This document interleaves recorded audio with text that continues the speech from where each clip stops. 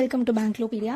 இந்த சேனல் எதுக்காக அப்படின்னா, காலேஜ் முடிஞ்சு வர ஃப்ரெஷர்ஸ்க்கு பேங்கிங்கில் கெரியர் பில்ட் பண்ணுங்கிற ட்ரீம் இருக்குது. பட் எங்கேருந்து ஸ்டார்ட் பண்ணுறதுன்னு தெரியல, என்னென்ன ஆப்பர்ச்சுனிட்டிஸ் இருக்குன்னு தெரியல அப்படின்னா உங்களுக்காக தான் இந்த channel. I am working as a clerk.